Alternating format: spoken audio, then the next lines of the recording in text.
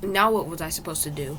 Mr. Franklin was still howling in the fiery pit, but I didn't feel any accomplishment or heroism.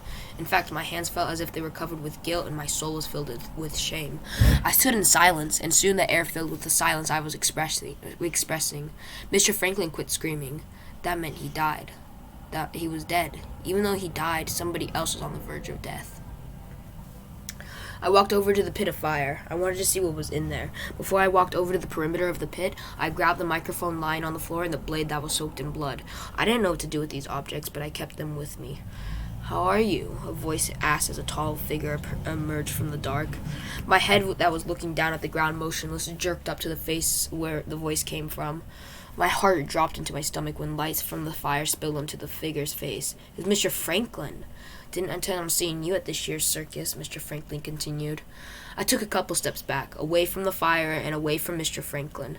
I felt my legs become extremely numb. I felt hopeless. I was going to experience the pain that Clyde just experienced. But didn't you just die in that pit?" I asked while stuttering uncontrollably.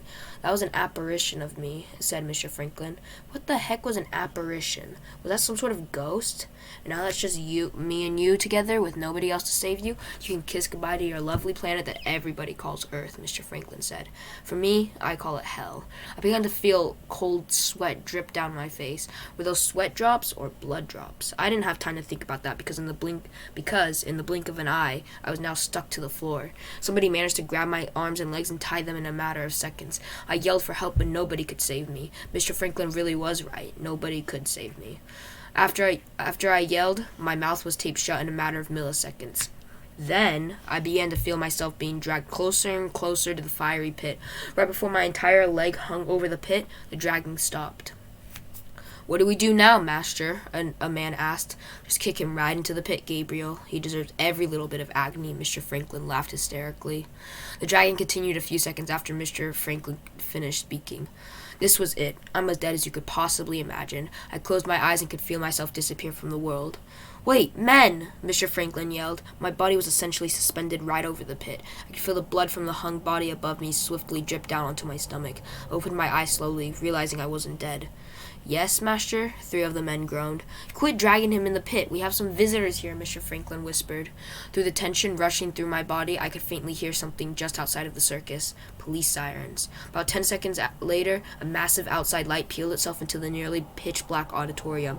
I couldn't quite see anybody because of the position I was stuck in, but I knew that several men barged inside and were standing face-to-face with Mr. Franklin and his crew members. "Mr. Franklin!" exclaimed and questioned all of the men. "What in the world are you doing here?" "Hello, my fellow officers," Mr. Franklin muttered. While I was eavesdropping on the conversation, I managed to use my feet to push myself into a more comfortable position. Now I could see all the officers and Mr. Franklin clearly. They were all dressed up in their navy black uniforms. Behind those officers, I noticed paramedics scrambling to find Clyde. "Get the heck outside and get in the back of our police cars," one of the courageous officers demanded. "Same with all your henchmen." An eerie silence fell upon the stage for the 100th time maybe. During this time, paramedics carried Clyde out of the auditorium. One of the officers' eyes caught me suspended above the fire. He began rushing over to me. "Are you all right?" he asked. "My name is Officer Jack, by the way." I shook my head. He began to push my entire body onto the stage floor and then started to untie all the ropes on my limbs and remove the duct tape on my mouth. I could finally stand up now.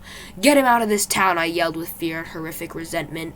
"Get him out. I don't want to see his disgusting face any longer." Mr. Franklin turned around immediately. He gave me a glare that I'll never forget. "Hey, Mr. Franklin, answer our questions or we'll kill you," Officer Jack yelled, pulling out a gun and rushing over to him.